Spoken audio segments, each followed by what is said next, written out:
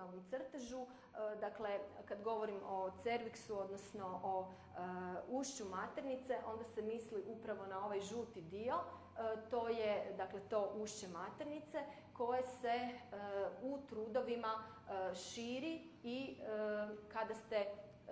kada se raširi na veličinu od 10 cm, onda je, dakle, put kroz porođajni kanal otvoren bebi, odnosno plodu, i on može izaći, odnosno samo drugo porođeno doba može početi.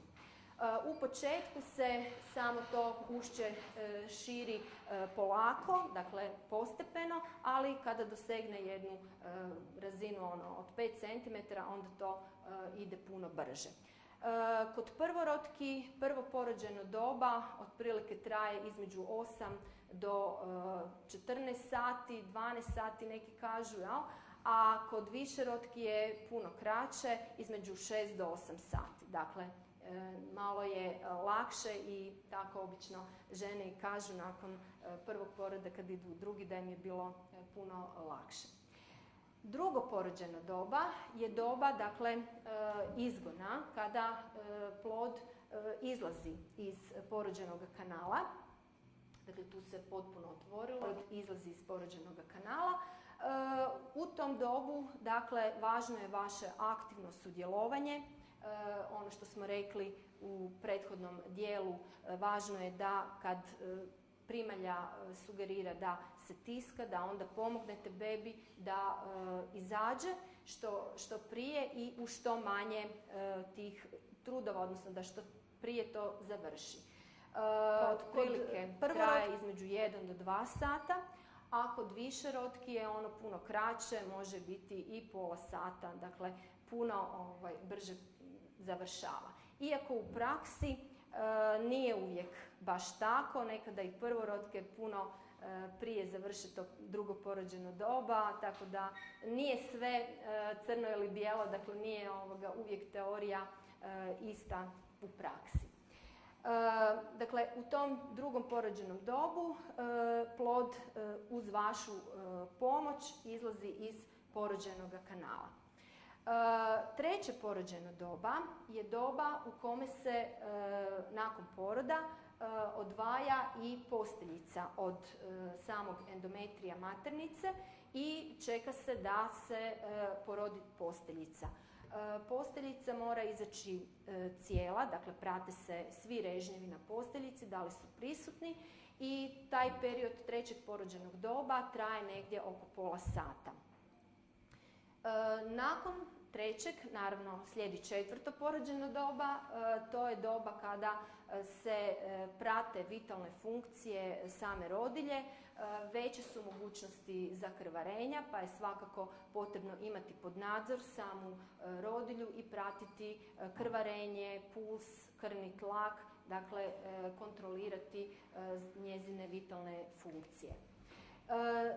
Nakon tog perioda iz postrađaone rodilja se premješta na odjel babinjača gdje je smještena naredna 2 do 3 dana kada se otpušta zajedno sa bebom kući i kada, dakle, završava taj vaš boravak u rodilištu.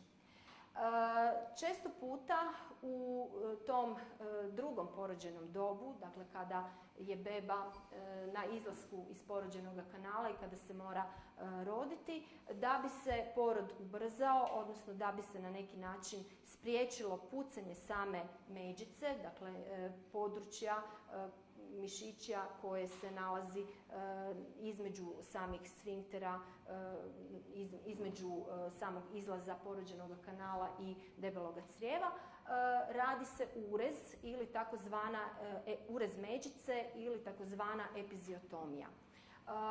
To je jedan postupak koji se danas na neki način nastoji izbjeći ukoliko nije nužan, jer je ipak oporavak žene puno bolji ukoliko taj urez međice nije napravljen, no ukoliko se to mora napraviti, onda se to svakako radi. Tako da je to jedan onako postupak koji je moguć i koji se može dogoditi.